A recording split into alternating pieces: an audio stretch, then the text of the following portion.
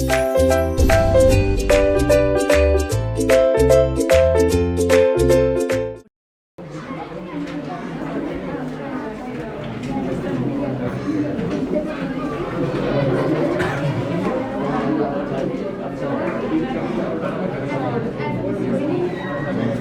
बेटा, हमारा जो टॉपिक है हम इसको क्या बोलते हैं, कंपनी अकाउंट्स। जो चैप्टर का नाम है, चैप्टर का नाम तो नहीं बोलना मैं, जो अकाउंट्स हम पढ़ने जा रहे हैं इसको हम बोलते हैं कंपनी अकाउंट्स। ठीक है, इसको हम कंपनी अकाउंट्स भी बोलते हैं और इसका दूसरा नाम जो होता है वो होता है कॉर्पोरेट अकाउंट। अच्छा, कॉर्पोरेट अकाउंट जब सेकेंड ईयर में जाओगे तो इसको दोबारा से पढ़ोगे। सेम ये इशू ऑफ शेयर भी है, जो चैप्टर मैं पढ़ा जा रहा हूँ यही चैप्टर सेकेंड ईयर में मिलेगा और उसको हम पढ़ेंगे वहाँ पर कॉर्पोरेट अकाउंट के नाम से। इसको भी कॉर्पोरेट अकाउंट बोल सकते हो, कंपनी अकाउंट या कॉर्पोरेट अकाउंट।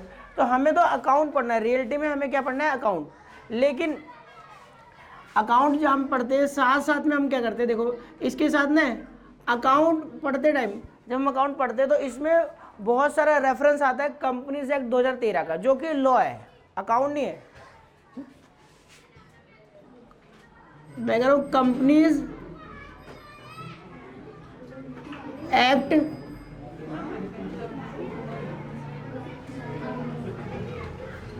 2013। देखो बहुत सारा रेफरेंस इसमें क्या आता है, कंपनीज एक्ट 2013 का आता है। जैसे पार्टनरशिप पढ़ रहे थे तो पार्टनरशिप में भी, पार्टनरशिप एक्ट में, पार्टनरशिप के कानून में लिखी हुई बातें यूज़ हो रही थी, लेकिन वहाँ तो कम यूज़ होती है, यहाँ ज़्यादा यूज़ होता है। ठीक है, ये इवन मैं कहूँगी तुम्हारी थर्ड बुक और सेकंड बुक में बहुत ज़्यादा रेफरेंस आता है कंपनीज एक्ट 2013 का। ठीक है, तो मैं क्या करूँ, देखो जब हम अकाउंट्स करेंगे, अकाउंट करने के लिए, अकाउंटिंग करने के लिए हमें जब हम कंपनी अकाउंट सीखेंगे तो हमें कंपनीज एक्ट में, कंपनीज एक्ट का मतलब कंपनियों को बनाने का, जो कंपनी को चलाने का जो कानून है, ये जो कानून बनाया गया है ये कंपनियों को रेगुलेट करता है, कंपनियों पे लागू होता है। ठीक है, तो इस कानून में लिखी हुई बातों को फॉलो करना पड़ता है हमें। इस कानून में लिखी हुई बहुत सारी बातों को अप्लाई करना पड़ता है अकाउंटिंग करते टाइम, अपनी अकाउंटिंग के दौरान उसको ध्यान रखना होता है। तो इसीलिए कुछ बातें हम इस कंपनीज एक्ट में लिखी हुई बातों को फॉलो करेंगे। इवन कंपनियां जितनी भी बनाई जाती है इस कानून के अकॉर्डिंग ही बनाई जाती है। तो देखो मैं क्या करता, हमें बेसिक नॉलेज तो हम इस लॉ में लिखी हुई बातों को भी थोड़ी थोड़ी बेसिक नॉलेज लेंगे। करना हमें अकाउंट्स है, करना हमें अकाउंट्स ही है, कंपनी अकाउंट्स करना है, लेकिन इस लॉ में लिखी हुई बातों को फॉलो करते हुए करना है। ठीक है, अब सबसे पहले फिर हमें यही पता होना चाहिए कि कंपनीज एक्ट 2013 क्या होता है। ठीक है, किसे कहते हैं कंपनीज एक्ट, तो मैंने बताया था, देखो पार्टनरशिप में भी बताया था मैंने कि भाई सबसे पहले जैसे मान लो, अभी मैंने बोला था कि जैसे अभी मान लो 8% क्या हो रहा है, अभी किसानों का आंदोलन चल रहा है। क्यों चल रहा है कि किसानों का आंदोलन चल रहा है? क्योंकि गवर्नमेंट ने एक लॉ पास किया है, एक कानून पास किया है। तो जैसे वो लॉ पास हुआ ना वैसे ये लॉ भी पास हुआ होगा। ठीक है, अभी जैसे क्या हुआ, उन्होंने एक ने ड्राफ्ट, जो किसानों का कानून है उससे रिलेटेड ड्राफ्ट बनाया, एक लॉ बनाया। ठीक है, जिसको बोलते हैं ड्राफ्ट बिल। ठीक है, मैं कह रहा हूँ किसानों के कानून से रिलेटेड बातें उन्होंने तैयार करी है गवर्नमेंट ने। फिर इसको लोकसभा राज्यसभा दोनों में इसका डिस्कशन हुआ और मेजोरिटी गवर्नमेंट इन्हीं की है, ज़्यादातर एमएलए इन्हीं के हैं, एमपी एमएलए। तो क्या करते हैं, ये पास करा लेते हैं। ये पास हो गया, पास होने के बाद प्रेसिडेंट के पास जाता है, प्रेसिडेंट अपनी सिग्नेचर कर देता है, राष्ट्रपति साइन कर देता है, तो ये कानून बन जाता है। तो ये जो किसान का बिल, किसान वाला बिल है वो पास हो चुका है, वो कानून बन चुका है। ठीक है, अब उसमें कुछ कमियां होंगी, जो भी डिफेक्ट होगा, किसानों को लगता है कि नहीं ये काम का नहीं है, हमारे फ़ायदे में, ये कानून जो हमारे फ़ायदे में नहीं रहेगा, हमारे को नुकसान, उनको क्या लग रहा है मैं बता देता हूँ। लग ये रहा है कि इससे ने ये जो फसलें हैं सीधा इनके पास जाएंगी, क्या कहते हैं, कंपनियों के, इसमें कंपनियों का होल्ड ज़्यादा हो जाएगा। बड़ी बड़ी कंपनियां क्या होंगी, उनको सीधा मिलेगा और वो जमाखोरी करेंगी। ये कानून जो है बड़ी बड़ी कंपनियों को ज़्यादा फ़ायदा दिलाएगा। तो जिससे क्या होगा, ये इनको ये लग रहा है कि भाई कि ये कंपनियों के पास पैसा होता ज़्यादा, वो होल्ड करके रख लेंगे और जमाखोरी करेंगे। ठीक है, जिससे प्रॉब्लम होगी और किसानों का हक मारा जाएगा। तो इसीलिए क्या कह रहे हैं, वो धरने वरने दिए जा रहे हैं और भी बहुत सारी चीज़ें हैं जो मैं तुम्हें बता नहीं सकता। तो इसलिए वो किसान जो धरना दे रहे हैं तो उनका भी कानून पास हो गया है। ठीक है, सेम एज इट इज़ हमारा कंपनीज एक्ट 2013 भी बनाया गया है। अच्छा, कंपनीज एक्ट 2013 कैसे बनाया गया? सबसे पहले कुछ एक्सपर्ट लोगों की कमेटी होती है, एक्सपर्ट लोग होते हैं जो कानून की नॉलेज रखते हैं, उन्होंने मिलकर ड्राफ्ट बनाया, रफ तैयार करा, ड्राफ्ट बिल बनाया, यानी सारी बातें कंपनियों के कानून से रिलेटेड सारी बातें लिखी गई। लिखने के बाद ये लोकसभा राज्यसभा में डिस्कस हुआ, पास हो गया, दोनों हाउसेस से पास हो जाता है। फिर इस पर प्रेसिडेंट अपने सिग्नेचर कर देता है। अगर प्रेसिडेंट के पास भेजेंगे, प्रेसिडेंट अगर लगता है कि सारी चीज़ें ठीक है, ये काम की चीज़ है, ये रूल पास होना चाहिए, लॉ पास होना चाहिए, तो वो क्या कर देते हैं, प्रेसिडेंट अपने साइन करके दे देते हैं, और जिससे ये कानून बन जाता है। जिस साल में पास होता है उस साल का नाम लिख दिया था। 2013 में पास होता है तो 2013 लिख दिया गया, तो उसका नाम हो जाता है एक्ट। पहले रफ था, अब ये जैसे प्रेसिडेंट इस पर साइन कर देगा तो इसको बोल देंगे एक्ट, ये कानून बन गया। कंपनीज एक्ट 2013 में पास हो तो 2013, और ये कंपनीज एक्ट इंडिया में जितनी भी कंपनियां चलाई जाएंगी इस लॉ में लिखी हुई बातों को फॉलो करके चलाई जाएंगी, ये सबको गवर्न करेगा, सब पे लागू होगा। ठीक है, तो ये हो गया हमारा कानून, और इस कानून में लिखी हुई बातों को ध्यान में रखते हुए कंपनियां चलाई जाती है, और कंपनियों की अकाउंटिंग की जाएगी, तो अकाउंटिंग में भी ये लॉ यूज़ होगा, कुछ बातें फॉलो की जाएगी। ठीक है, इसीलिए इस कानून का रेफरेंस इसमें आता है। और हमारा जो चैप्टर ही कंपनी है कि तो कंपनी बनती इसी लॉ के अकॉर्डिंग है। भाई कंपनियां कैसे बनाई जाती है, तो इस लॉ में लिखी हुई बातों को फॉलो करते हुए, जो जो इस लॉ में लिखा हुआ है उसको हम फॉलो करते हैं, और फॉलो करते करते जो प्रोसीजर बताएगा उस प्रोसीजर को फॉलो करके हम कंपनियां बनाते हैं। ठीक है, तो इसीलिए ये लॉ हमारे लिए इम्पॉर्टेंट है, जानना जरूरी है। थोड़ा बहुत रेफरेंस आएगा, बाकी डिटेल में हमें पढ़ना नहीं है। डिटेल में भी पढ़ोगे तुम, बताओ कब पढ़ोगे, सेकंड ईयर में जाके। सेकंड ईयर में कंपनी अकाउंट्स भी आएगा, यानी कॉर्पोरेट अकाउंट भी आएगा, और सेकंड ईयर में तुम्हारा कंपनीज एक्ट का लॉ भी आएगा, कानून भी पढ़ना पड़ेगा। एक लॉ का सब्जेक्ट आएगा, वहाँ पर ये भी पढ़ना पड़ेगा। और बाकी CA सेम में करते हैं तो वहाँ तो पढ़ना ही पड़ता है। ठीक है, तो यानी ये एक सब्जेक्ट बन के भी आएगा, एक चैप्टर में तुम्हारा एक सब्जेक्ट होगा सेकंड ईयर में जाके। और CA करोगे या सेम में करोगे तो वहाँ पर भी मिलता है। ठीक है, LLB करोगे तो भी पढ़ने को मिलेगा। ठीक है, अब देखो जरा हमारा मेन काम क्या है। देखो मैं क्या बताने जा रहा हूँ कि कंपनी क्या होती है, कंपनी कैसे बनती है। पहली बात तो तुम्हें ये जानना है कि वैसे मैं सीधा कंपनी बता सकता हूँ, कंपनी क्या किसे कहते हैं, क्या होता है, पर पहले ना हम जानेंगे कंपनी बनती कैसे है।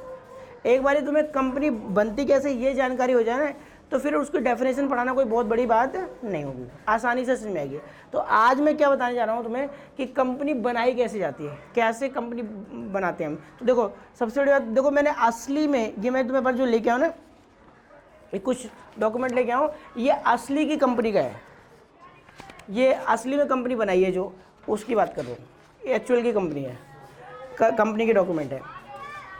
ठीक है, तो देखो मैं क्या करता, कंपनी कैसे बनाते हैं तो वो बात कर रहे हैं हम। देखो सबसे पहले देखो क्या होगा, मन में आइडिया आएगा, किसी भी पर्सन के मन में आइडिया आएगा कि हम कंपनी फॉर्म में काम करेंगे, कंपनी फॉर्म में काम करेंगे। ठीक है, बिजनेस करने का आइडिया आता है। रियलिटी में क्या सीधे यही आता है कि भाई मैं कंपनी खोलूँगा? नहीं, हो सकता है सीधा यही आ जाए। देखो हमारे केस में हमने सीधा कंपनी खोली है। ठीक है, बाकी ऐसा नहीं है कि कंपनी फॉर्म में आए। देखो होता क्या है, जब भी कोई आदमी बिजनेस स्टार्ट करता है ना, जब किसी पर्सन के मन में बिजनेस करने का मन आता है, करता है कि भाई मैं बिजनेस करूँगा, मैंने बहुत पढ़ाई लिखाई कर लिया, अब मैं कुछ अपना करूँगा, काम करूँगा, तो इन जनरल क्या होता है, इन जनरल वो आदमी जो स्टार्ट करता है वो सोल प्रोप्राइटरशिप से करता है। पहली उसकी सोच ये रहती है कि हम ऐसे करेंगे, क्योंकि जाहिर सी बात है इनिशियल स्टेज पे जब कोई पर्सन स्टार्ट करता है, ज़रूरी नहीं है कि वो बहुत पैसे वाला, बहुत अमीर हो और बहुत सारी कैपिटल लगा सके, तो बहुत सारी चीज़ें होती है। तो इनिशियल स्टेज पे जब आदमी सोचता है तो वो आदमी अकेले सोचता है, जब तो वो सोल प्रोप्राइटरशिप की फॉर्म में सोचता है। ठीक है, मान लो ये एक पर्सन है, इसके मन में आइडिया आया कि मैं बिज़नेस करूँगा। अच्छा, इसके मन में आइडिया है कि मैं बिज़नेस करूँगा, तो ये घर से पैसा लेके आएगा, और घर से पैसा लेके आएगा, अपने पेरेंट्स से पैसा मांगेगा, कहीं से पैसा लेके आएगा। ठीक है, पैसा ला के बिज़नेस स्टार्ट करेगा। जब बिज़नेस स्टार्ट करेगा तो ये खुद ही तो पैसा लगाएगा, घर से खुद पैसा लगाएगा, तो जिसको हम बोलेंगे कैपिटल। बिजनेसमैन बिजनेस में जो पैसा लगाता है उसे हम कैपिटल बोलते हैं। तो मैं कह रहा हूँ ये खुद अपने यहाँ से पैसा लाएगा और बिज़नेस में लगाएगा और बिज़नेस स्टार्ट करेगा। और जब ये अकेला पर्सन बिजनेस स्टार्ट करेगा तो प्रॉब्लम क्या है इसके साथ कि भाई ये अकेला ही पैसा लगा रहा है, तो कैपिटल लिमिटेड मात्रा में होगी। पहली बात तो कैपिटल जो रिसोर्स है जो कैपिटल के नाम का वो बहुत कम होगा, 2 लाख 10 लाख अपनी इंडिविजुअल कैपेसिटी में ही तो पैसा लगा पाएगा। दूसरी बात इसमें क्या कमी होगी, पूरा बिजनेस इसको अकेले मैनेज करना है, ये पूरा बिजनेस भी अकेले मैनेज करेगा। दूसरी कमी ये है कि भाई बिजनेस बेटर वे में मैनेज नहीं हो पाएगा, ठीक है। तीसरी कमी क्या है कि इसको जो बिजनेस में रिस्क आएंगे, जो प्रॉब्लम होगी वो इसको अकेले, उसका बर्डन भी इसके अकेले मत्थे आएगा, ठीक है, और बहुत बड़े लेवल पे काम नहीं कर पाएगा, ठीक है। लेकिन अगर मान लो बिजनेस ग्रो करने लग गया, इसका थोड़ा अच्छा इस बिजनेस को स्टार्ट किया, छोटे लेवल पे स्टार्ट किया, ठीक है, इसने बिजनेस ग्रो करने लग गया, तब ये आगे सोच सकता है। लेकिन ऐसे ये जो फॉर्म ऑफ बिजनेस है इसमें बहुत सारी कमियाँ होती है, कैपिटल कम होती है, रिसोर्सेज कम होते हैं, बर्डन ऑफ रिस्क ज़्यादा होता है, और सारी लाइबिलिटी, सारी जिम्मेदारियाँ इसी की होती है, जिसकी वजह से देखो जब ऐसा फॉर्म ऑफ बिजनेस होता है इसे हम बोलते हैं क्या है, सोल प्रोप्राइटरशिप। सोल प्रोप्राइटरशिप जब इसमें बहुत सारी लिमिटेशन होती है, बहुत सारी कमियां होती है, जिसकी वजह से अगर पर्सन मूव करता है तो मूव किधर करता है, पार्टनरशिप फर्म की तरफ, ठीक है। कब, जब बिजनेस ग्रो कर रहा है, अगर इसका बिजनेस थोड़ा सक्सेस हो गया, इसको लगता है कि यार ठीक ठाक पैसा आ रहा है और काम मुझे और बढ़ाना चाहिए, तो इंडिविजुअल कैपेसिटी पे कितना बढ़ा लेगा, तो इसको लगता है कि बहुत और पैसे की जरूरत है, किसी आदमी को ढूंढो, पार्टनर बना लो। तो तब उस केस में क्या होगा, ये खुद तो है ये पैसा लगाने के लिए, साथ में ही अपने साथ किसी और पर्सन को भी जोड़ लेगा। अब क्या है, 2 लोग मिलकर बिजनेस में पैसे लगाएंगे, और जब 2 लोग मिलकर बिजनेस में पैसा लगाएंगे तो भाई पहली बात तो 2 लोग कैपिटल लगाएंगे अब की बारी। अब जब 2 लोग कैपिटल लगाएंगे तो बताओ क्या अमाउंट ऑफ कैपिटल ज़्यादा हो जाएगा, नहीं हो जाएगा, और 2 लोग मिलकर बिजनेस को चलाएंगे, तो जाहिर सी बात है ऐसे बिजनेस को हम क्या बोलते हैं, पार्टनरशिप बिजनेस, ठीक है। और 2 लोग मिलेंगे तो जाहिर सी बात है एक दूसरे से एग्री कर रहे होंगे, तो एग्रीमेंट वगैरह हुआ होगा इनसे। तो मेरा कहना मतलब क्या है, जब इसको लगेगा थोड़े बड़े स्केल पे काम करना है, सोल प्रोप्राइटरशिप से थोड़े बड़े लेवल पे काम करना है, तो ये किसी को अपने साथ मिला लेगा, उसके साथ बातचीत करेगा, एग्रीमेंट करेगा, एग्रीमेंट करके कहेगा कि भाई मैं भी पैसा लगाऊंगा और तू भी पैसा लगाएगा। अब 2 लोग क्या पैसा लगाएंगे तो कैपिटल भी ज़्यादा होगी, साथ में बिजनेस को मैनेज भी दोनों लोग करेंगे, तो मैनेजमेंट भी बेटर हो जाएगा। बिजनेस में जो रिस्क आएगा, रिस्क का बर्डन भी दोनों सहन करेंगे, ठीक है, तो रिस्क का बढ़ भी जाएगा दोनों के बीच में, और बिजनेस ज़्यादा बेटर वे में चला सकते हैं, और दोनों काम करेंगे जिम्मेदारी से, दोनों मालिक हैं, तो बिजनेस को और बड़े लेवल पे ले जा सकते हैं, ठीक है। ऐसे जब हम 2 लोग मैंने बोला था कि जब 2 लोग मिलकर काम करते हैं, 2 लोग मिलते हैं, एग्रीमेंट करते हैं, और एग्रीमेंट करके बिजनेस को चलाते हैं, और बिजनेस में जो भी प्रॉफिट या लॉस आता है उसको बांटते हैं, तो ऐसे बिजनेस को हम क्या बोलते थे, पार्टनरशिप बिजनेस। ये हमारा पार्टनरशिप फर्म है, ये एक पार्टनरशिप है। और ठीक है, मैं यहाँ पर भी देखो, यहाँ पर भी कैपिटल कितनी होगी, 2 लोग 10 लोग 5 लोग 20 लोग 50 लोग होंगे, 50 लोग कैपिटल लगाएंगे। अब मेरे को बहुत बड़े लेवल पे काम करना है, करोड़ों रुपए, 100 करोड़ रुपए, 500 करोड़ रुपए की जरूरत है, ठीक है, बड़े लेवल पे काम करना है, ठीक है, हमें बहुत ज़्यादा कैपिटल की ज़रूरत है। तो उस केस में क्या होता है कि अब ये पार्टनरशिप फॉर्म में काम करेंगे तो उतना रिसोर्सेज इनके पास नहीं होंगे, और बड़े लेवल पे काम करना है जिसमें ज़्यादा रिसोर्सेज हो, ज़्यादा लार्ज स्केल पे काम कर सके, पूरे ऑल ओवर इंडिया लेवल पे काम कर सके, वर्ल्ड लेवल पे काम कर सके, तो उस केस में इनको क्या करना पड़ेगा, कंपनी फॉर्म में काम करना पड़ेगा। इससे भी बड़ी फॉर्म में कंपनी फॉर्म में जाना पड़ेगा। और जब ये कंपनी फॉर्म में जाएंगे, कंपनी फॉर्म में जाएंगे तो इनको कैपिटल तो बहुत सारी मिलेगी, कैपिटल लगानी पड़ेगी, और कैपिटल जाहिर सी बात है बड़े स्केल पे काम करना चाहते हो, इंडिया लेवल पे काम करना चाहते हो, बहुत पैसा चाहिए, तो पैसा लाओगे कहाँ से। प्रॉब्लम क्या है भाई, आप कंपनी फॉर्म में काम करना चाहते हो, आप बड़े स्केल पे काम करना चाहते हो, ठीक है, तो भाई पैसा भी तो बहुत चाहिए, मैनेजमेंट भी बेटर चाहिए, बड़े स्केल पे काम करना चाहते हो, पैसा कहाँ से आएगा। देखो सुनो, ऐसे केसेस में पैसा जो होता है वो पब्लिक से लिया जाता है। अब किसी एक आदमी का, 2 आदमी का पैसा नहीं लगेगा, यहाँ पर association of person, group of person, पूरी ऑल ओवर इंडिया से में जो लोग हैं उन सब का पैसा लगे, जो इंटरेस्टेड होगा, जो करना चाहेगा बिजनेस, उनका पैसा लगवाएंगे, ठीक है। तो यहाँ पर क्या होता है, हर एक आदमी, देखो पूरे इंडिया में मैं करो सबके पास कुछ, तुम्हारे पास, तुम चाहो तो तुम भी पैसा लगा सकते हो किसी कंपनी में। तो कहने मतलब क्या है, अब यहाँ पर हम जो पैसा लगा रहे हैं, कैपिटल कोई एक आदमी नहीं लगा रहा, पब्लिक से पैसा ले रहे हैं, जनरल पब्लिक से पैसा लगवा रहे हैं। और जब जनरल पब्लिक से पैसा लगाएंगे तो जाहिर सी बात है पूरी इंडिया से पैसा ले रहे हैं हम बिजनेस करने के लिए, तो कैपिटल बहुत ज़्यादा बड़ी मात्रा में होगी, ठीक है। अब एक पब्लिक क्यों पैसे लगाती है बाद में अभी तुम्हें समझ में आ जाएगा, ठीक है।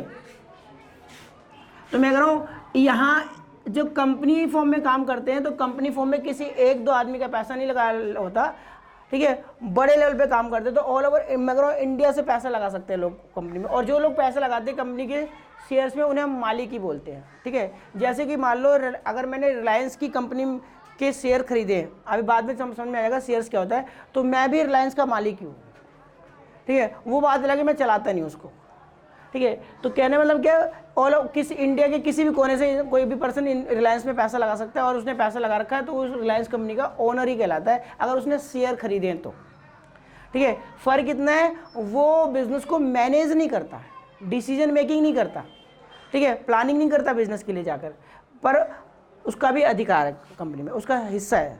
तो यहाँ पर लोगों का पैसा लगा होता है, और जब लोग पैसा लगाएंगे इंडिया से पूरे इंडिया लेवल पे, ठीक है, तो जरा तुम्हें नहीं लगता कि पैसा बहुत सारा इकट्ठा होगा, और बहुत सारा पैसा इकट्ठा होगा तो रिस्पॉन्सिबिलिटी भी ज़्यादा होंगी। और एक बात हो, अगर ये कंपनी डूब जाए तो तुम्हें नहीं लगता इसने पूरी इंडिया के अंदर बहुतों का पैसा डुबो दिया, कि इकोनॉमिक कंडीशन ख़राब कर देगा बहुतों की।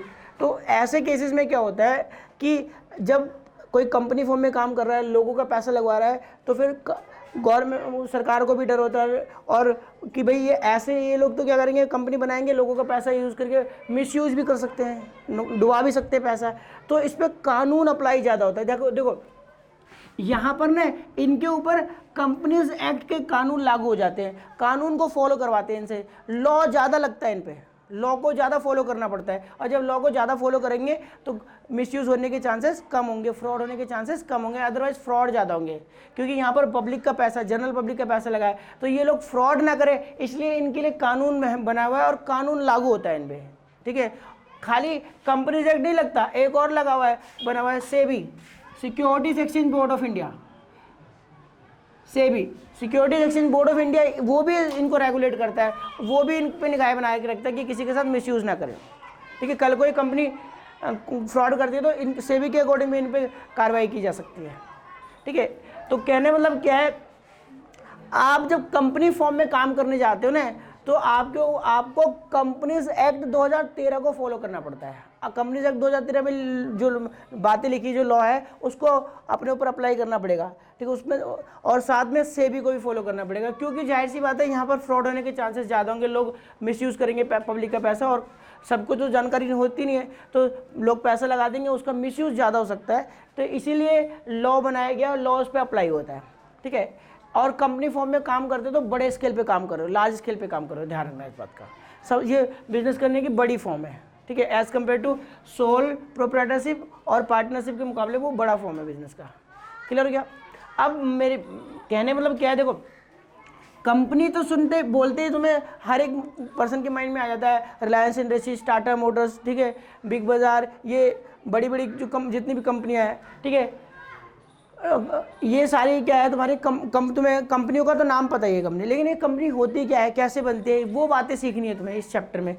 हालांकि रियलिटी में बताऊँ क्या, कंपनी का क्या मतलब है, कंपनी होती क्या, तुम्हारे इस चैप्टर में कोई लेना देना नहीं है, इस चैप्टर का इससे कोई मतलब नहीं है। कंपनी इस चैप्टर का देखो मेन ऑब्जेक्टिव क्या है, ये चैप्टर तुम्हें क्या सिखाएगा, ये चैप्टर तुम्हें सिखाएगा कि ये जो पर्सन है, जो जनरल पब्लिक है, जब कंपनियों में कैपिटल लगाती है, पैसा लगाती है, ठीक है, तो उसकी क्या एंट्रियाँ होती है। कंपनी जब पब्लिक से पैसा लेती है तो क्या एंट्री डालती है अपनी बुक्स में, बस हमें यही सीखना है।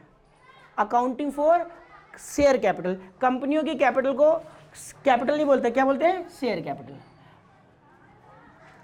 और कंपनी जब पब्लिक से शेयर कैपिटल लेती है, कंपनी क्या करती है, पब्लिक को सर्टिफिकेट बना के, शेयर बना के देती है और पब्लिक से पैसा लेती है। कंपनी जब पब्लिक से पैसा रेज करती है, पैसा इकट्ठा करती है, तो कंपनी के पास जो पैसा आता है उसकी अकाउंटिंग एंट्री क्या होती है, उसकी एंट्रियाँ क्या होती है, हमारे को ये चैप्टर यही सिखाने वाला है बस।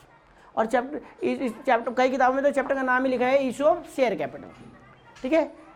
हमारा टॉपिक इतना ही है, लेकिन क्या है कि जब कंपनी की बात आई है तो नॉलेज तो होनी चाहिए, जानकारी तो होनी चाहिए कंपनी क्या होती है, ठीक है। टीएस ग्रोल में दे रखा है कंपनी के बारे में प्रॉपर डिटेल में, और एक बुकों में दे रखा है, कई सैंपल पर देखो तो उसमें तो ये कंपनियों का मतलब भी नहीं बताते ढंग से, ठीक है। तो ये बात ध्यान रखना। क्लियर हो गया यहाँ तक कंपनी किसे कहते हैं। अब बात करते हैं कि जैसे कंपनी होती क्या है, कैसे बनती है कंपनी, मेन मुझे ये सिखाना है कंपनी कैसे बनती है। तुम्हारा इससे ना बेस तैयार होगा। हमारा जो काम, हमें जो अकाउंटिंग करनी है वो कैसे प्रोसीजर कैसे फॉलो किया जाएगा, सारी बातें क्लियर हो जाएंगी इससे, ठीक है। तो देखो पहले मैं तुम्हें क्या बताने जा रहा हूँ कि कंपनी कैसे बनाई जाती है, एक कंपनी कैसे फॉर्म की जाती है। चलो देखो जरा उसके लिए।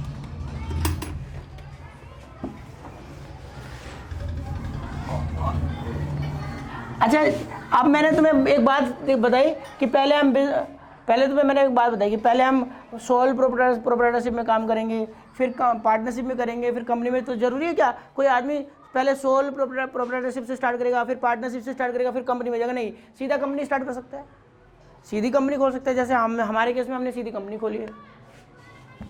तो देखो, लेकिन मैं वो इन जनरल बोल रहा हूँ कि कोई आदमी ग्रोथ करता है धीरे धीरे तो ऐसा करता है। बहुत सारी काम की चीज़ें। देखो मैं कह रहा था, देखो ये ग्रुप ऑफ पर्सन है, ये कुछ लोग हैं तुम्हारे जैसे मेरे जैसे लोग।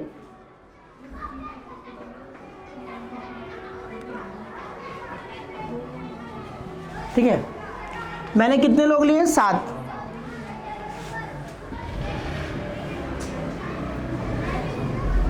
इसको हम बोलते हैं एसोसिएशन ऑफ पर्सन। क्या बोलते हैं?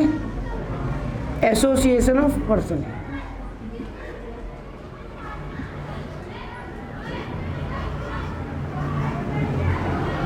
एसोसिएशन ऑफ पर्सन्स, ठीक है। ये कुछ लोग हैं, देखो कुछ लोग मैं कह रहा हूँ, देखो सबसे पहले हम कंपनी खोलने की सोचते कैसे कि हमारे मन में आइडिया आता है, विचार आया कि हम बिज़नेस करेंगे।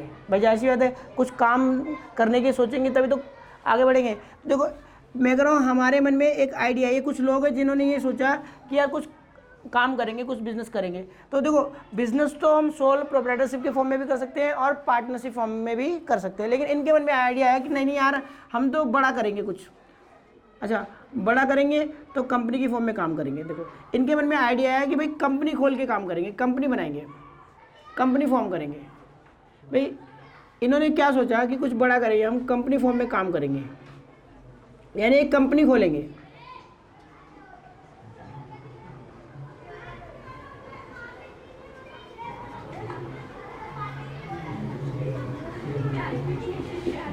ठीक है, इन्होंने ऐसा सोचा, इनके मन में विचार आया कि भाई हम बिजनेस करेंगे और कंपनी फॉर्म में काम करेंगे। ठीक है, अब देखो कंपनी फॉर्म में काम करना चाहते हो तो विचार आ गया, तो विचार आने से कंपनी खुल जाएगी क्या? कुछ करना पड़ेगा क्या? भाई कंपनी खोलना चाहते हो तो मन में देखो, सुना मेरे बात, क्या आएगा मन में? ये बात आएगी कि भाई कंपनी कौन सी टाइप की खोलनी है। देखो बहुत कई तरह की कंपनी होती है। तुम्हारी किताब में 3 कंपनियों के नाम दे रखे, मैं 3 ही बोल रहा हूँ, हालांकि बहुत कंपनी बहुत तरह की हो सकती है। देखो मेन 3 देखो क्या है तुम्हारी बुक्स में, एक तो प्राइवेट कंपनी, दूसरी होती है पब्लिक कंपनी और तीसरी होती है 1% कंपनी। तुम्हारी किताब में 3 दे रखा है, हालांकि 1% कंपनी भी प्राइवेट कंपनी होती है, अलग से नहीं होती। तो किताब में 3 दे रखा है, प्राइवेट कंपनी, पब्लिक कंपनी और 1% कंपनी। ठीक है भाई, अब मेरी बात सुनो, मैं प्राइवेट कंपनी को स्टार्ट करने के लिए कम से कम 2 लोग होने चाहिए, कम से कम 2 लोग होने चाहिए और मैक्सिमम 200 लोग होने चाहिए। प्राइवेट कंपनी को स्टार्ट करने के लिए कम से कम कितने लोग होने चाहिए? 2 और मैक्सिमम कितने? 200। अच्छा, पब्लिक कंपनी स्टार्ट करते हो, पब्लिक कंपनी स्टार्ट करना चाहते हो तो कम से कम कितने लोग होने चाहिए? 7। पब्लिक कंपनी में कितने होने चाहिए? और मैक्सिमम कितने? No limit. ठीक है, नो लिमिट। ठीक है, और 1% कंपनी के लिए केवल ओनली 1% कंपनी। ठीक है, 1% का मतलब नाम ही बता रहा है, 1% कंपनी यानी जिसमें 1% होगा। क्लियर हो गया? तो अब मैं कह रहा हूँ कंपनी, मैंने तुम्हें क्या बोला, कंपनी जो होती है प्राइवेट हो सकती है, पब्लिक हो सकती है, 1% हो सकती है। तो हमारे मन में आइडिया आएगा कि भाई कंपनी खोलेंगे, किस तरह की कंपनी खोलेंगे। तो मैंने जो डायग्राम बनाया है मेरे हिसाब से मैं कौन सी कंपनी खोलना चाहता हूँ? Public company. ठीक है, मैंने जो डायग्राम बनाया मैं कह रहा हूँ कि हम पब्लिक कंपनी खोलना चाहते हैं। अब देखो, और मैं जो डॉक्यूमेंट ये लेके आया हूँ, देखो इसमें ये वाला डॉक्यूमेंट अभी दिखा दूंगा तुम्हें जाते टाइम। ये जो कंपनी का डॉक्यूमेंट है ये है प्राइवेट कंपनी का। किसका है, प्राइवेट कंपनी का है। तो इसमें कम से कम कितने लोग होंगे, 2, ठीक है। अच्छा मैंने क्यों ये फिर मैं 2 से स्टार्ट ले लेता, मैं इसलिए लेना चाहता हूँ ये वाला क्योंकि हमारा जो चैप्टर है इस पे बेस्ड है कि प्राइवेट कंपनी के जो शेयर्स होते हैं वो बेचे खरीदे नहीं जाते, उन पर रिस्ट्रिक्शन होती है। बेचे जा सकते हैं ऐसा नहीं है, बट उन पर कुछ रिस्ट्रिक्शन होती है प्राइवेट कंपनी में, और पब्लिक कंपनी के शेयर्स मार्केट में बेचे जाते हैं। और हमारा चैप्टर ये शेयर्स बेचने खरीदने से रिलेटेड है, शेयर को कैसे कैसे कंपनी शेयर बेचकर पैसा इकट्ठा करेगी। तो पब्लिक कंपनी की बातें करेंगे हम इस चैप्टर में, इसलिए मैंने पब्लिक कंपनी ली है। क्लियर हो गया यहाँ तक? तो देखो सबसे पहले एक आदमी के मन में, एक कुछ लोगों के मन में आइडिया आया, पर्सन्स के बीच में आइडिया कि बिजनेस करेंगे, कंपनी फॉर्म में काम करेंगे। पहले तो ये सोचेगा, फिर उसके बाद कहेगा अच्छा कंपनी खोलेंगे तो कैसी कंपनी खोलेंगे, प्राइवेट खोलें, पब्लिक खोलें, ठीक है, 1 पर्सन खोलें। तो उसके उन्होंने डिसीजन लिया कि हम कौन सी कंपनी खोलेंगे, पब्लिक कंपनी खोलेंगे। 7 लोग हैं तो इन्होंने क्या डिसाइड किया, हम कौन सी कंपनी खोलेंगे, पब्लिक कंपनी खोलेंगे। अच्छा देखो तो आपका ये बात तो तय हो गई कि कंपनी कौन सी खोली जाएगी, पब्लिक कंपनी खोली जाएगी। ये लो जी, ये कंपनी खोलना चाहते हैं पब्लिक, ठीक है। अब प्रॉब्लम क्या है, खाली पब्लिक कंपनी सोचने से खुल जाएगी क्या?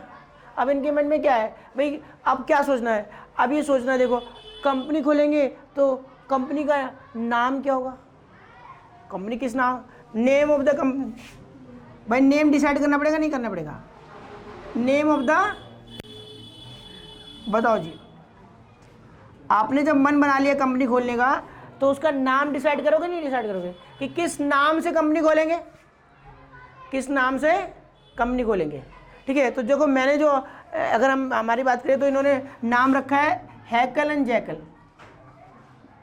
Fashion private limited, Hackle and Jackle limited मैं बोल देता हूँ क्योंकि हमारी पब्लिक कंपनी है। नाम डिसाइड कर लिया, अब उसके बाद नाम डिसाइड करने के बाद भाई क्या काम करेंगे, काम क्या होगा, किस चीज़ का काम करोगे, तो कंपनी का ऑब्जेक्ट क्या होगा, object of the company, company का ऑब्जेक्ट क्या होगा, क्या काम करेगी। तो देखो इसमें मैं एक छोटा सा आइडिया दे रहा हूँ तुम्हें, देखो एक बात 2 मिनट के लिए पढ़ रहा हूँ, देखो बस, देखो इसमें क्या लिखा है, पढ़ के सुना रहा हूँ। क्या देखो इसका ऑब्जेक्ट क्या लिखा है, मेन ऑब्जेक्ट क्या लिखा है, क्या लिखा है, to carry on in India and elsewhere, India में भी और कहीं और भी, the business as manufacturer, designer, importer, exporter, wholesale और retail dealer etcetera, for men's, women's, children wear, hosiery item of all kind of nature and description including undergarments, T shirt और jeans, kurta pajama और जो भी होगा तुम्हारा ओवरकोट वगैरह, ये सारे लिखे हुए हैं कि ये इसका मेन ऑब्जेक्ट है, ठीक है। ये इसका मेन ऑब्जेक्ट है कि ये सारी चीज़ें बनाएंगे, ठीक है। ये इस कंपनी का मेन ऑब्जेक्ट था कि भाई ये जीन्स वगैरह, टी शर्ट वगैरह, कुर्ता पजामा वगैरह बनाएंगे, ठीक है। ये इसका मेन काम है। तो ऑब्जेक्ट क्या है, ये काम करेगी, ये सारे काम करेंगे। क्लियर हो गया, ये मेन काम है। अच्छा अब मेन ऑब्जेक्ट के साथ साथ में एक ऑब्जेक्ट इसका एंसिलरी ऑब्जेक्ट में होता है, ये ठीक है, ये मेन ऑब्जेक्ट हो गया, साथ में इससे रिलेटेड इस मेन ऑब्जेक्ट को सपोर्ट करने के लिए कोई अदर ऑब्जेक्ट है तो वो अदर ऑब्जेक्ट भी करेंगे, ठीक है। तो मेरी बात सुना, कंपनी का नाम क्या होगा, कंपनी क्या किस नाम से खोली जाएगी, कंपनी का ऑब्जेक्ट क्या है, कंपनी क्या बनाएगी, तो टी शर्ट बनाएगी, शर्ट बनाएगी, भाई ये काम है, उसका परचेज सेल करेगी, ठीक है, उससे रिलेटेड रॉ मटेरियल खरीदेगी, ये बात यहाँ तक क्लियर हो गया। ये डिसाइड करना होता है। अच्छा चलो डिसाइड कर लिया, अब इसके बाद क्या करना है, कंपनी का ऑफिस कहाँ होगा, रजिस्टर, जिसे बोलते हैं रजिस्टर ऑफिस, कंपनी का रजिस्टर ऑफिस कहाँ पर होगा, ये बात डिसाइड की जाती है कि भाई कंपनी का ऑफिस, हम कंपनी खोलेंगे कहाँ खोलेंगे, कंपनी का ऑफिस कहाँ होगा, ठीक है, ये बात भी तय करेंगे। मन में तो आइडिया लेंगे ना,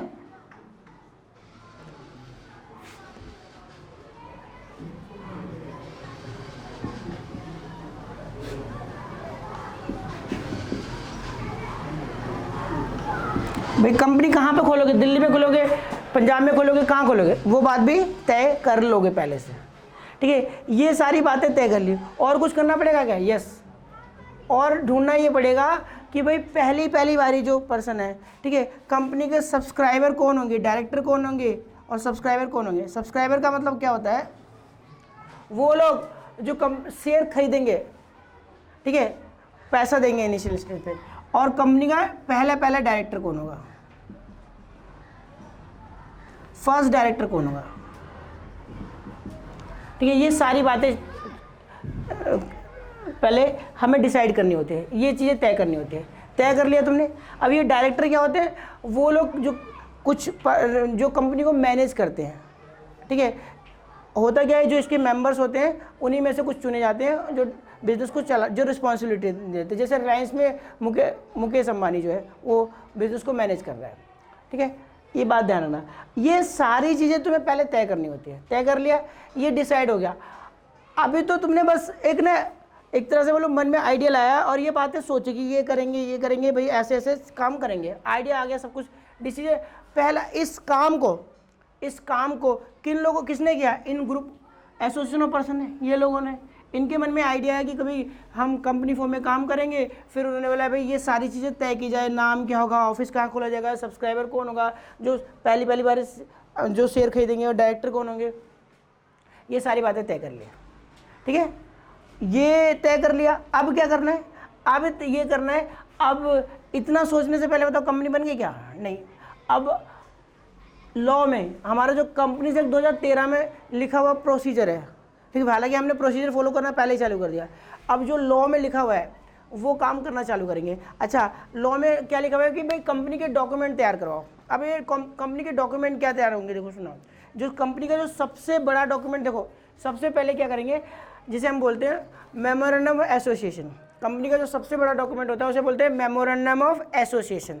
अच्छा, जो मेमोरेंडम ऑफ एसोसिएशन होगा, इस डॉक्यूमेंट के अंदर, ठीक है, इस डॉक्यूमेंट के अंदर क्या क्या लिखा होता है, कंपनी का नाम, सबसे पहले नेम ऑफ द कंपनी का नाम क्या है, ठीक है।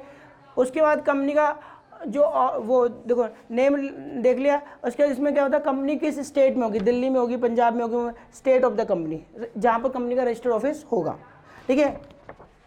अच्छा, उसके बाद क्या होगा, इसमें कंपनी का ऑब्जेक्ट क्या है, मेन ऑब्जेक्ट क्या है, कंपनी किस काम के लिए बनाई जा रही है, मेन ऑब्जेक्ट क्या है और उसका अदर ऑब्जेक्ट क्या है, वो सारी बातें भी इसमें तय कर ली जाती है। इसके अलावा इसमें और क्या लिखेगा, कंपनी की शेयर कैपिटल कितनी, मेन बात बता रहा हूँ, ढंग से सुनना। कंपनी की शेयर कैपिटल, कंपनी कितने रुपए से स्टार्ट की जाएगी, कंपनी की मैक्सिमम शेयर कैपिटल कितनी होगी, 5 लाख, 10 लाख, 20 लाख, कंपनी की मैक्सिमम शेयर कैपिटल, जिसको हम बोलते हैं ऑथराइज शेयर कैपिटल। कंपनी की शेयर कैपिटल भी यहाँ पर मेंशन होती है, authorise share capital, maximum share capital, या उसको बोलते हैं रजिस्टर्ड शेयर कैपिटल, वो यहाँ पर लिखी होती है। कंपनी के सब्सक्राइबर कौन होंगे, वो बात भी इसमें लिखी होती है। और कंपनी की लायबिलिटी लिमिटेड है, अनलिमिटेड है, वो सारी बातें भी यहाँ पर लिखी होती हैं, ठीक है। ये सारी बातें यहाँ पर कंपनी के जो मेंबर है, इसकी लायबिलिटी लिमिटेड है, अनलिमिटेड है, वो बात भी इसमें लिखी होती है कि मेंबर की लायबिलिटी कितनी है। जैसे पार्टनरशिप फर्म में लायबिलिटी क्या होती है, अनलिमिटेड पार्टनर्स की। तो यहाँ पर जो कंपनी के मेंबर होते हैं, जो शेयर होल्डर होते हैं, उनकी लायबिलिटी लिमिटेड भी हो सकती है और अनलिमिटेड भी। लिमिटेड है या अनलिमिटेड, वो बात भी इसमें लिखी होती है। तो सबसे पहले हम कंपनी का जो सबसे पहला डॉक्यूमेंट, जो सबसे बड़ा डॉक्यूमेंट होता है कंपनी का, मेमोरेंडम ऑफ एसोसिएशन, उसको क्या बनाते हैं, ठीक है। तो देखो पहला काम क्या है, ये लोग क्या करेंगे, कंपनी का डॉक्यूमेंट तैयार करवाएंगे, जिसका नाम क्या होगा बताओ, मेमोरेंडम ऑफ एसोसिएशन। एमओए तैयार करवा लिया, ठीक है। एमओए तैयार कैसे करेंगे, आप एक बात हो, मुझे नॉलेज है क्या, मैं जाके बना लूँगा, ठीक है। मुझे नॉलेज नहीं है, मैं तो एक आम आदमी हूँ, तो मैं क्या करूँगा, किसी सीए को पकड़ूंगा या किसी सीएस को पकड़ूंगा या किसी एडवोकेट को पकड़ूंगा, ठीक है, और उसको बोलूँगा कि सर मैं कंपनी खोलना चाहता हूँ, तो आप मेरे को क्या क्या डॉक्यूमेंट लगेंगे आप बताओ। तो वो मुझे बताएगा, वो मेरा हेल्प करेगा और तैयार करेगा, उसके बदले फीस लेगा। तो एमओए किसी सीएस वगैरह के, इन जनरल सीएस तैयार करवाते हैं, सीएस के पास जाके या एडवोकेट के पास जाके तुम तैयार करवा सकते हो। क्लियर हो गया। पहले ये डॉक्यूमेंट तैयार कराएंगे, तैयार हो गया। उसके बाद देखो मैं इसका ओरिजिनल डॉक्यूमेंट भी जो लिया ना, ये एमओए, देखो यहाँ पर कोने पे अगर दिख रहा हो तो दिखा दो, एमओए लिखा हुआ है, ये एमओए, ये असली का एमओए है। इसमें सारी बातें लिखी, देखो इसमें मैं बताऊं क्या लिखा हुआ है, एक मिनट पढ़ के थोड़ा सा आइडिया लगेगा। देखो इसमें सबसे पहले लिखा है पॉइंट नंबर ए में, देखो इसमें क्या लिखा है, सबसे हेडिंग लिखी, देखो memorandum of association of a company limited by share. इसमें लिखा है memorandum of association of a company limited by share, ठीक है। उसके बाद देखो क्या लिखा है, name of the company, company का नाम। उसके बाद क्या लिखा है, registered office of the company, company का रजिस्टर्ड ऑफिस कहाँ पर होगा वो। उसके बाद क्या लिखा है, object of the company, company किस उद्देश्य से बनाई गई है। उसके बाद तीसरा है, इसमें जो लिखा है, देखो अगला पॉइंट देखो इसमें क्या लिखा है, liability of the member is limited, ठीक है, या अनलिमिटेड जो भी होगा, मेंबर की लायबिलिटी लिमिटेड होती है, अनलिमिटेड वो बात यहाँ पर लिखी होती है। उसके बाद लिखा है share capital of the company, company की शेयर कैपिटल कितनी होगी, यानी कंपनी की कैपिटल कितनी होगी, कंपनी की कैपिटल कितनी है वो बात यहाँ पर लिखी होती है, और जितनी लिखी होती है वो उसी को बोलते हैं ऑथराइज कैपिटल या मैक्सिमम कैपिटल या रजिस्टर्ड कैपिटल। और आखिरी में सब्सक्राइबर कौन होगा वो बात लिखी होती है, ठीक है। ये सारी बातें यहाँ पर इसमें तय की जाती है पहले से, इसमें डॉक्यूमेंट में सारी चीज़ें लिख दी जाती है। ये डॉक्यूमेंट बनवाया जाएगा। अब ये डॉक्यूमेंट तैयार हो गया तो उसके बाद हम कंपनी का अगला डॉक्यूमेंट तैयार कराते हैं जिसका नाम होता है आर्टिकल ऑफ एसोसिएशन। इसको क्या बोलते हैं, आर्टिकल ऑफ एसोसिएशन। अगला डॉक्यूमेंट, ये सबसे बड़ा डॉक्यूमेंट ये होता है, और ये उसका एमओए से छोटा डॉक्यूमेंट होता है। ये कंपनी की वर्किंग से रिलेटेड बात होता है, कंपनी के रूल्स रेगुलेशन इसमें लिखे होंगे, कंपनी की वर्किंग से रिलेटेड। जैसे मान लो कल को कोई पर्सन हमारी कंपनी के शेयर खरीदता है, कुछ पैसा दे दिया, कुछ नहीं देता, तो क्या डायरेक्टर के पास, जो कंपनी को मैनेज कर रहे हैं, क्या उनके पास ये पावर है कि उसके शेयर कैंसिल कर दो, जब्त कर लो उसके पैसे और शेयर कैंसिल कर दो। तो यस, पावर लिखी हुई है आर्टिकल में तो कर सकते हैं, नहीं तो नहीं। यानी डायरेक्टर की क्या पावर है, ठीक है, वो सारी बातें इसमें लिखी होती है। कंपनी की वर्किंग से रिलेटेड बातें इसमें लिखी होती है आर्टिकल ऑफ एसोसिएशन में। यहाँ तो कोई डाउट है तो बताओ। देखो इसमें आप बहुत सारी, दूसरा डॉक्यूमेंट है देखो आर्टिकल ऑफ एसोसिएशन, इसमें बहुत सारी बातें लिखी हुई हैं कंपनी को चलाने से रिलेटेड, कंपनी की वर्किंग से रिलेटेड। तो अब ये सारी बातें पढ़ के नहीं सुनाई जा सकती, बस यार ना इसमें डायरेक्टर की पावर वगैरह दी होती है, कंपनी के पास क्या राइट है क्या नहीं है, और सारी चीज़ें कंपनी के मैनेजमेंट से रिलेटेड, कंपनी के चलाने से रिलेटेड बातें इसमें लिखी जाती हैं, ठीक है। ये होता है तुम्हारा आर्टिकल ऑफ एसोसिएशन, ठीक है। अच्छा, ये दो चीज़ें तैयार कर ली, मैं कह रहा हूँ सबसे पहले तुमने क्या तैयार किया, एमओए, फिर क्या तैयार किया, आर्टिकल ऑफ एसोसिएशन, ठीक है। दूसरा डॉक्यूमेंट क्या है, आर्टिकल ऑफ एसोसिएशन, तैयार हो गया।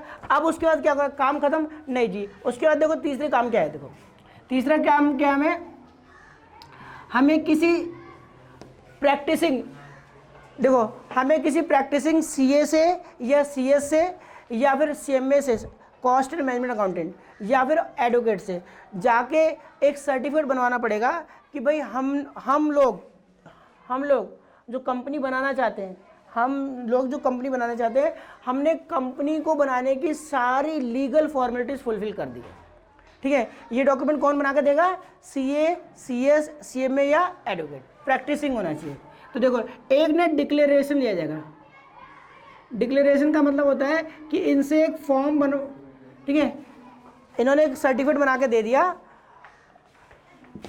फ्रॉम किससे लेंगे भाई, सीए से या फिर सीएस से या फिर सीएमए से या फिर एडवोकेट होगा, एडवोकेट, ठीक है, इनमें से कोई। हम इससे एक सर्टिफिकेट बनवाएंगे कि भाई हमने कंपनी को बनाने की सारी लीगल फॉर्मेलिटीज़ पूरी कर दिया, और ये बना के दे देगा, तो ये सबूत होगा कि हम लोग जो कंपनी बनाना चाहते हैं हमने कंपनी को बनाने की सारी लीगल फॉर्मेलिटीज़ फुलफिल कर दी है। देखो बेटा, मैंने क्या बोला तुम्हें, यहाँ तक हमें क्या करना पड़ेगा, एक डिक्लेरेशन लेना पड़ेगा, किससे, किसी सीए से या फिर सीएमए से या सीएस से या एडवोकेट से। तो एक डिक्लेरेशन बनाना पड़ेगा। डिक्लेरेशन कुछ नहीं होता, ये जो लोग होते हैं, ये जो प्रोफेशनल होते हैं, सीए, सीएस, सीएमए, एडवोकेट, ये हमें एक सर्टिफिकेट बना के दे देंगे कि ये लोग जो कंपनी बनाना चाहते हैं, ये पर्सन जो लोग कंपनी मिलकर कंपनी बनाना चाहते हैं, इन्होंने कंपनी को बनाने से रिलेटेड सारी लीगल फॉर्मेलिटीज़ को फुलफिल कर दिया है, ठीक है। कंपनी लॉ में लिखी हुई सारी बातों को फॉलो करते हुए इन्होंने सारी लीगल फॉर्मेलिटीज़ को फुलफिल कर दिया है, कंपनी से रिलेटेड सारी बातें फुलफिल कर दी है। क्लियर हो गया। इसके बाद इससे काम खत्म नहीं होता, इसके बाद हमें क्या करना पड़ता है, एक और डिक्लेरेशन लेना पड़ता है।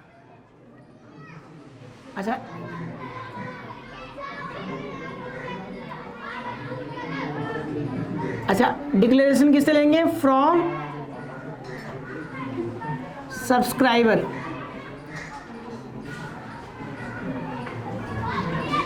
एंड डायरेक्टर, फर्स्ट डायरेक्टर,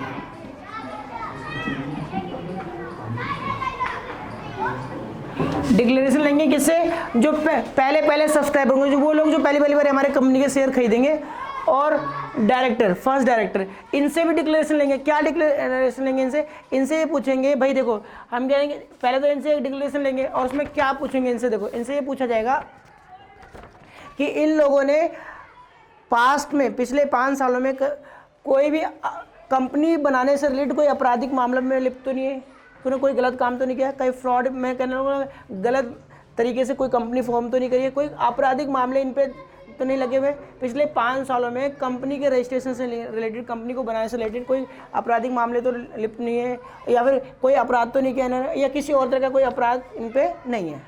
ठीक है, ये इनसे डिक्लेरेशन लिया जाएगा, इनसे एक तरह से फॉर्म पे लिखवा पूरा तैयार करके एक फॉर्म पे साइन करवा लेंगे कि भाई तुम डिक्लेयर करो कि हाँ भाई तुमने ऐसा कुछ काम नहीं किया। अगर कोई फॉल्स स्टेटमेंट है, कुछ गलत है, तो इन पे केस भी हो जाएगा, फिर बाद में पेनल्टी भी लगाई जाएगी। ठीक है, चलो उसके बाद देखो अगला क्या होगा, इसके बाद नेक्स्ट बात इसमें देखो क्या है, प्रूफ ऑफ आइडेंटिटी। अच्छा, प्रूफ ऑफ आइडेंटिटी का मतलब क्या होता, किससे लेंगे, एक तो सब्सक्राइबर से और एक डायरेक्टर से। इनसे देखो सब्सक्राइबर से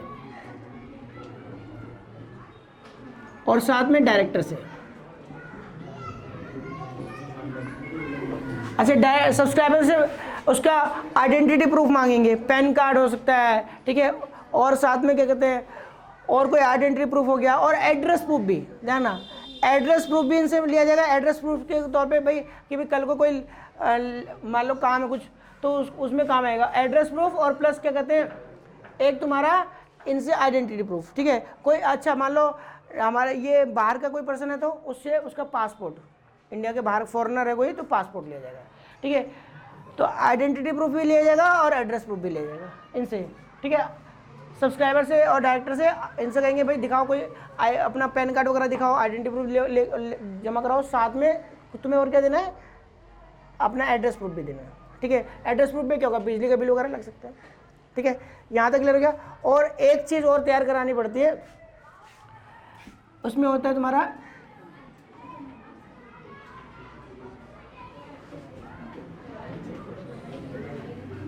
DSC। ठीक है, अब देखो मैंने क्या बोला, सबसे पहले हमने इनसे क्या कर लिया, इनका एड्रेस प्रूफ ले लिया। भाई डायरेक्टर को बोला अपना एड्रेस प्रूफ दो, अपना आइडेंटिटी प्रूफ दो, सब्सक्राइबर को बोला अपना एड्रेस प्रूफ दो, आइडेंटिटी प्रूफ दो, ले लिया। उसके बाद एक काम आखिरी जो होता है वो ये होता है बेटा, ये पेन ड्राइव जैसा है, पर ये पेन ड्राइव होता नहीं है। पेन ड्राइव जैसा लग रहा है ना, पेन ड्राइव जैसा है लेकिन पेन ड्राइव नहीं है।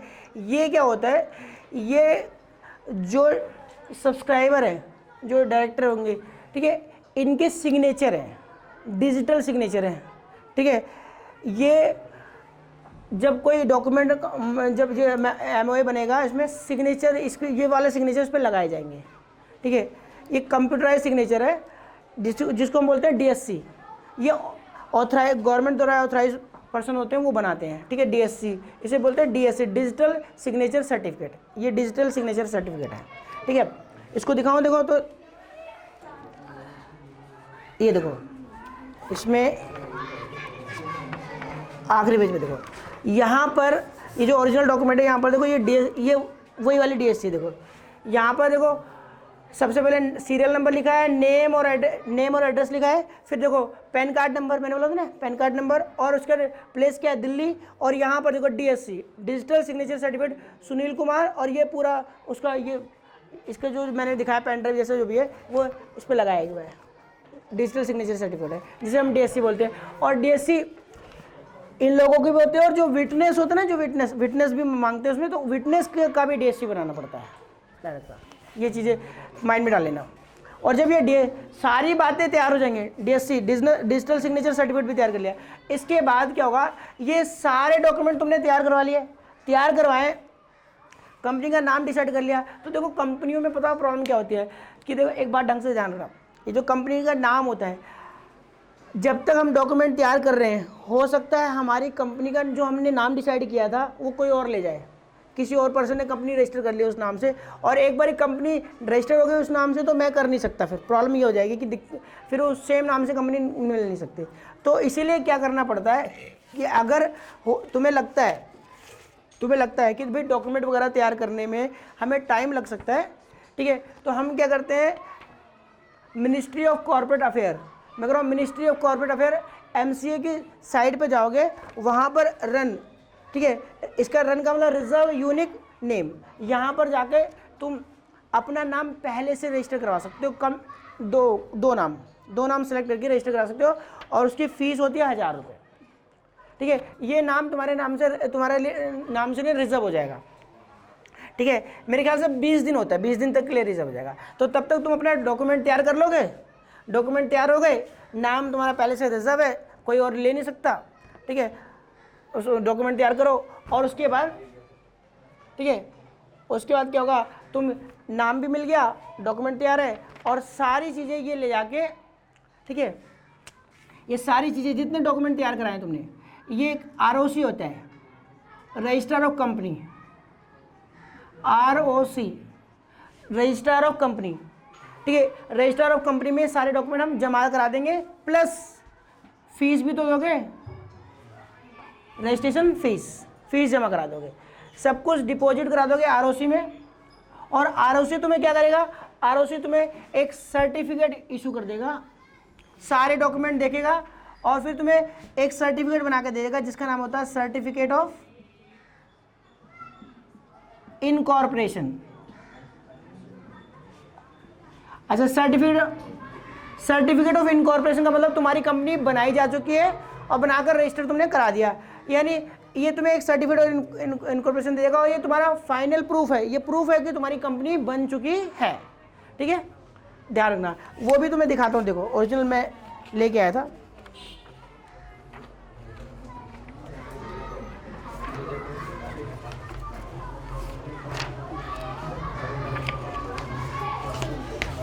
देखो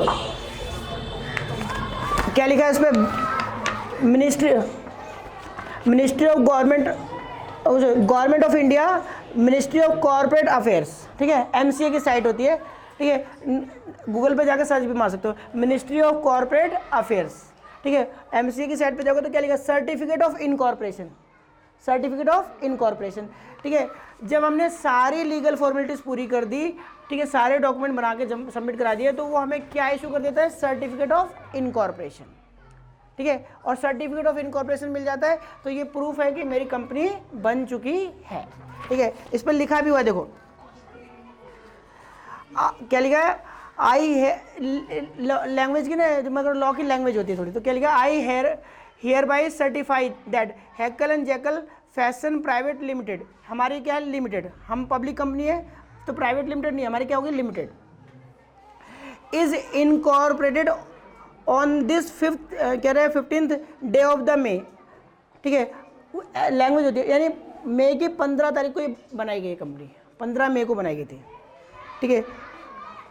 2018 अंडर द कंपनी एक्ट 2018 में बनाई गई है, ठीक है, 15 मई को बनाई गई है, कंपनी एक्ट 2013 के अकॉर्डिंग, यानी सारी कंपनी एक्ट 2013 में लिखी हुई बातों को फॉलो करते हुए बनाई गई है। क्लियर हो गया।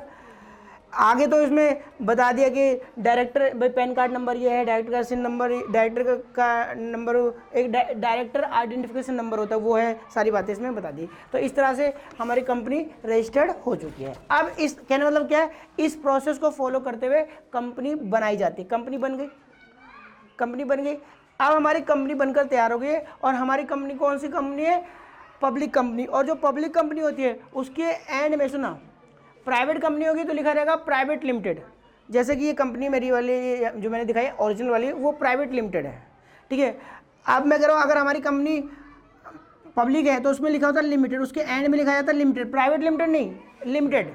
ध्यान रखना, प्राइवेट कंपनी है तब प्राइवेट लिमिटेड लिखा होता है, अगर पब्लिक कंपनी तो क्या लिखा जाएगा, उसका एंड में क्या लिखा होगा, लिमिटेड, खाली लिमिटेड। बन गई कंपनी। अब मैं कह रहा हूँ देखो तुम्हें समझाने के लिए कि मान लो जो मेरा जैसे ये चलो MOA, हमारा जो MOA है इसमें लिखा हुआ है, इसमें क्या लिखा है सुनना, इसमें ये लिखा है कंपनी की जो मैक्सिमम कैपिटल है, share capital of the company, वो 5 लाख रुपए है।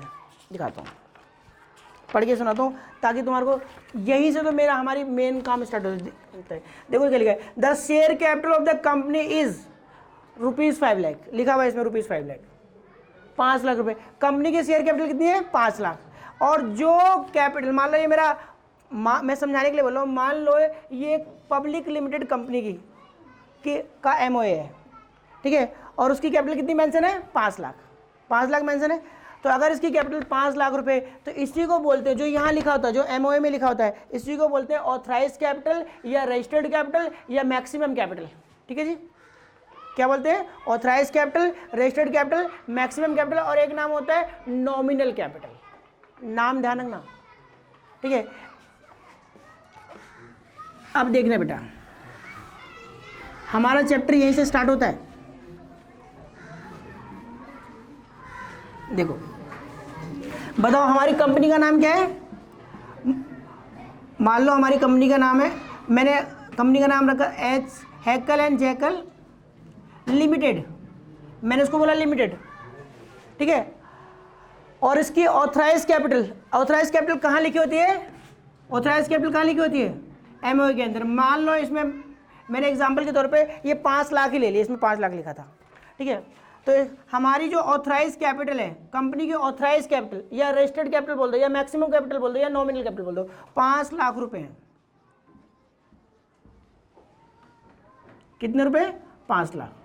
और हम चाहते हैं, हमारी कंपनी चाहती है कि हम एक शेयर 10 रुपये वाला बनाए।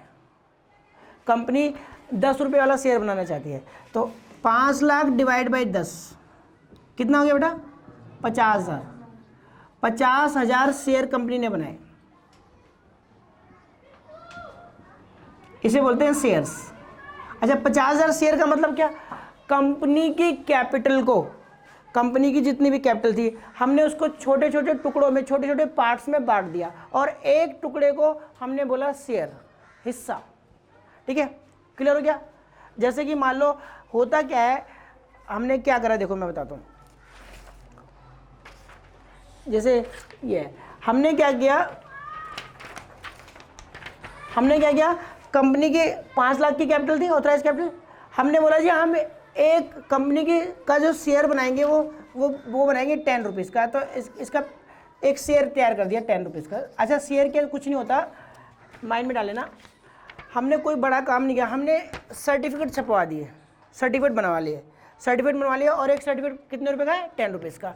और हम ये सर्टिफिकेट, टोटल कितने सर्टिफिकेट बनेंगे? 50,000। ठीक है, ये सर्टिफिकेट हम पब्लिक को ऑफर करते हैं। पब्लिक को कहते हैं कि आप अगर हमारी कंपनी के शेयर खरीदना चाहते हो, हमारी कंपनी में इंटरेस्टेड हो, तो आप हमारी कंपनी के शेयर्स खरीदो और हमें पैसा दो। जैसे मान लो तुम में से कोई कहता है कि नहीं हाँ मुझे चाहिए, मैंने कितने चाहिए, तुमने कहा 1000, मैं ठीक है 1000 चाहिए, एक 10 रुपये का है, तो 1000 इंटू 10, 10,000। तुमने मुझे कितने दे दिए? 1000। तुमने मुझसे 1000 शेयर खरीदे और एक शेयर कितने का दिया मैंने तुम्हें? @10, तो कितने रुपए दिए मुझे? 10,000।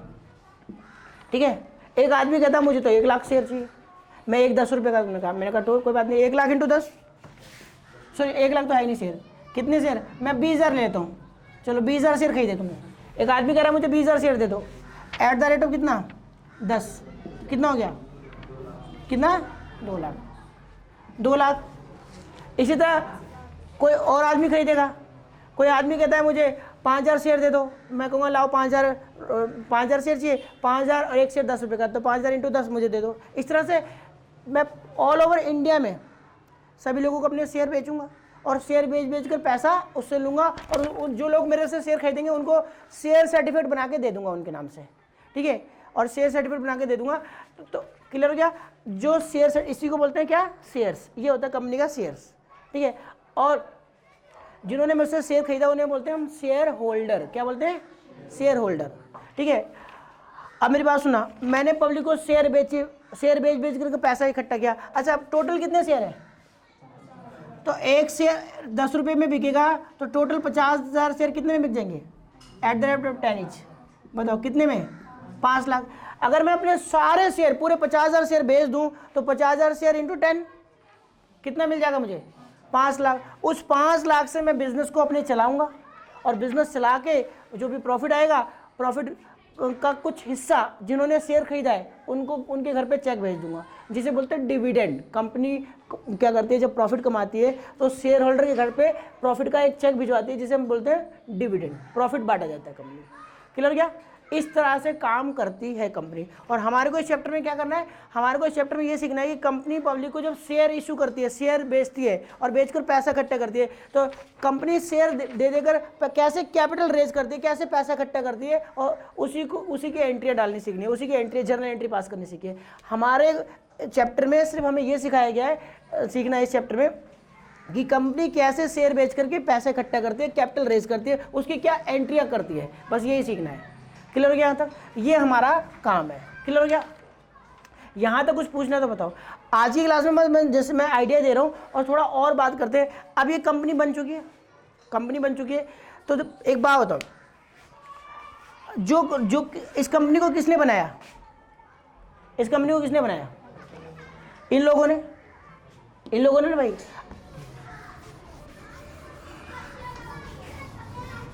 देखना बेटा, समझना ढंग से।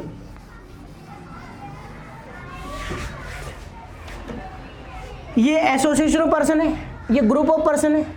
इन लोगों ने कंपनी को बनाया, बनाकर रजिस्टर करवाया, तैयार कराया।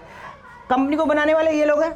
और जब कंपनी बन जाती है, कंपनी कुछ नहीं है, कंपनी कुछ नहीं है, ये एसोसिएशन ऑफ पर्सन, ठीक है।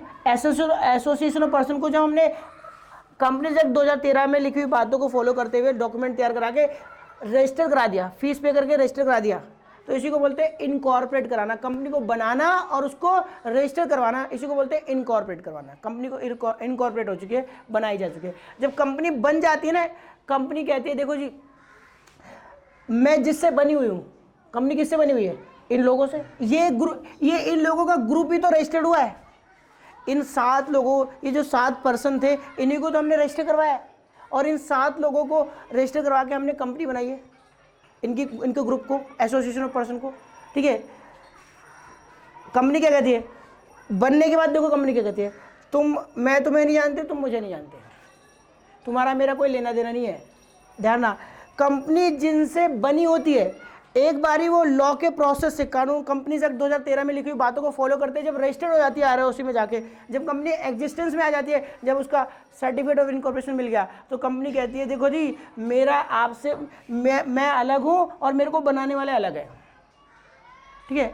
कंपनी जिन लोगों से बनी थी, ठीक है, कंपनी जिन लोगों से बनी थी, क्या वो कंपनी कहती है कि मेरी अलग आइडेंटिटी आ चुकी है, मेरी खुद की आइडेंटिटी आ चुकी है। ध्यान ना, ये जो ग्रुप ऑफ पर्सन है, ये जब रजिस्टर्ड हुए आरओसी में जाके हमने डॉक्यूमेंट वगैरह बना के रजिस्टर करा दिया, कंपनी फॉर्म में रजिस्टर हो गए, तो इनके ग्रुप की अलग से आइडेंटिटी आ जाती है। इस आइडेंटिटी को, इसको हम बोलते हैं सेपरेट लीगल आइडेंटिटी या सेपरेट लीगल एंटिटी। अब देखो, ये सेपरेट लीगल एंटिटी कहलाती है। देखो, सेपरेट लीगल का मतलब लॉ ने इसको बोला है, लॉ ने इस ग्रुप के, ये ग्रुप ही तो मिलकर रजिस्टर हो गए, कंपनी बने, इस ग्रुप को लॉ ने क्या बोला, इनकी सेपरेट लीगल एंटिटी है, इनकी सेपरेट पहचान है, ठीक है। लॉ ने इनके अपनी खुद की एक एंटिटी दे दी, तुम्हारी जैसे एक एंटिटी है, तुम्हारी एक पहचान है, वैसे लॉ ने इनको एंटिटी दे दी। अब ये हैकल एंड जैकल लिमिटेड के नाम से जानी जाएगी, इसकी एंटिटी है, ये पर्सन की तरह ट्रीट की जाएगी, एक लीगल पर्सन, इसकी खुद की एग्जिस्टेंस है, एक पर्सन है, ठीक है। इसके बनाने वालों से कोई लेना देना नहीं होता, हालांकि बनाने वाले यही हैं, बट कंपनी बनने के बाद उसकी सेपरेट लीगल आइडेंटिटी आ जाती है। जब लॉ के थ्रू आ जाती है तो लॉ इसको एक बोलता है कि इसकी लीगल एंटिटी है, एक पर्सन है, ठीक है। अब लॉ ने इसको पर्सन तो करार तय कर दिया कि भाई एक पर्सन है। प्रॉब्लम क्या है, पर्सन है तो क्या तुम्हारे जैसे मेरे जैसा है? नेचुरल पर्सन है भाई, नेचर की क्रिएशन है, नेचर ने बनाया क्या?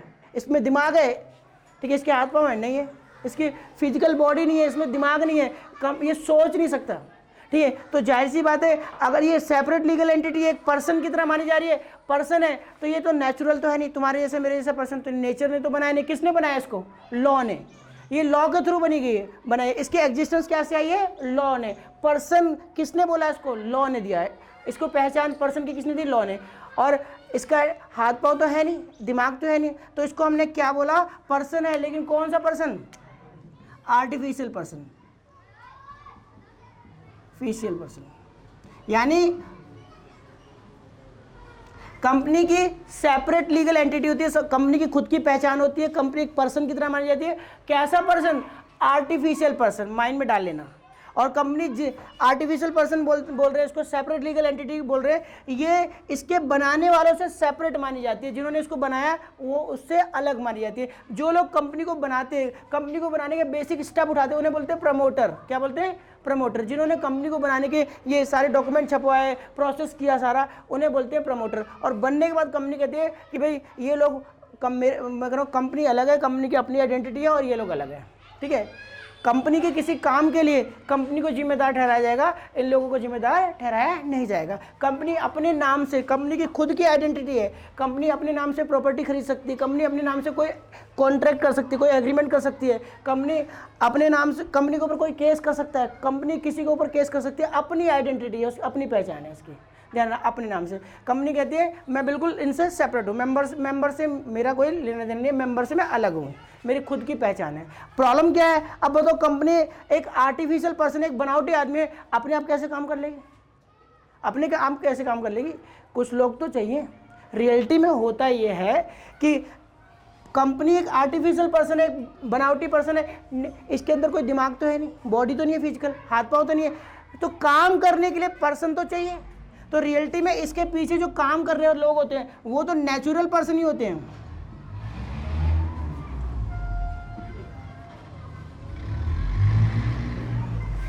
ठीक है, मैं कह रहा हूं बेटा, इस कंपनी को चलाने में, मैनेज करने में जो लोग काम कर रहे हैं वो तो नेचुरल ही है।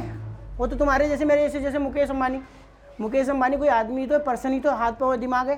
ठीक है, पीछे इस कंपनी के पीछे जो लोग काम कर रहे हैं ना, ठीक है, कंपनी को जो मैनेज कर रहे हैं, डिसीजन मेकिंग कर रहे हैं, कंपनी के लिए पॉलिसीज बना रहे हैं, वो नेचुरल पर्सन ही कर रहे हैं, तुम्हारे जैसे मेरे जैसे लोग। लेकिन ये जो लोग काम कर रहे हैं, बड़ा कौन है? आइडेंटिटी किसकी है? कंपनी की। ये कंपनी के बिहाफ पे काम कर रहे हैं, कंपनी के लिए काम कर रहे हैं, ये कंपनी के रिप्रेजेंटेटिव है, कंपनी के एजेंट है, काम ये करेंगे।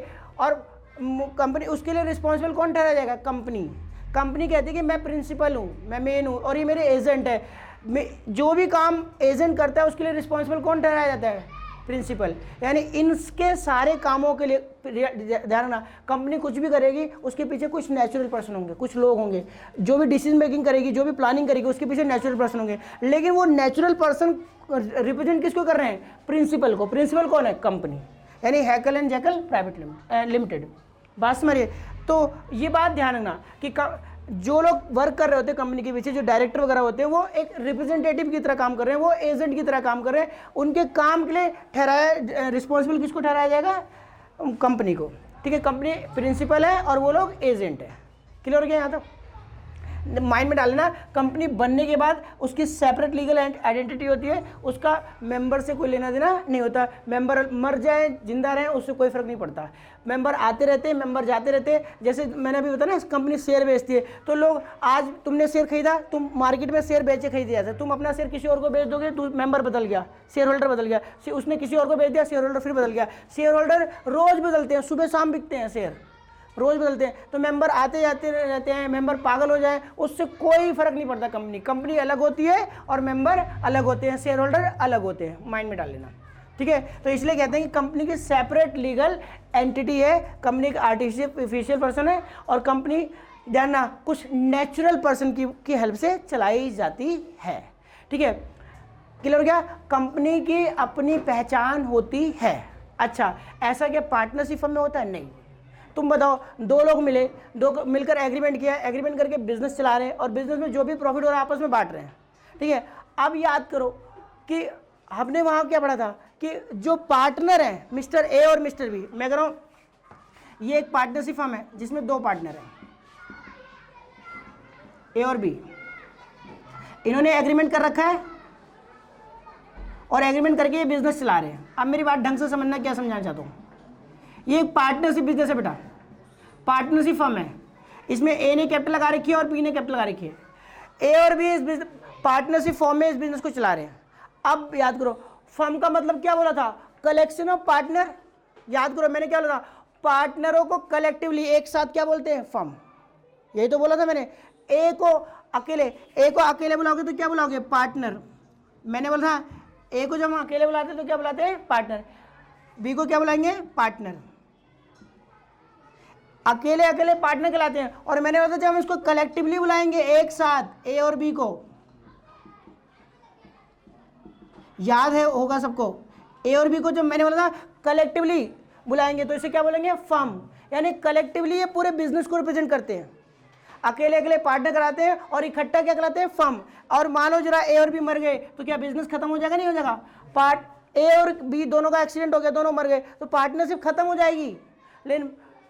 लेकिन अगर कंपनी है, कंपनी की सेपरेट लीगल एंटिटी होती है, मेंबर मर जाए, शेयर होल्डर मर जाए, कंपनी चलती रहेगी। कंपनी बनती लॉ के प्रोसेस से, देखो मैंने लॉ के प्रोसेस के थ्रू कंपनी से 2013 में लिखी हुई बातों को फॉलो करते हुए मैंने कंपनी बनाया। और कंपनी को अगर बंद करना है, कंपनी का वाइंडिंग अप करना है, उसे बोलते हैं डिसोल्यूशन नहीं बोलते, वाइंडिंग अप, कंपनी बंद की जानी है तो वो भी लॉ के प्रोसेस के थ्रू ही की जाती है।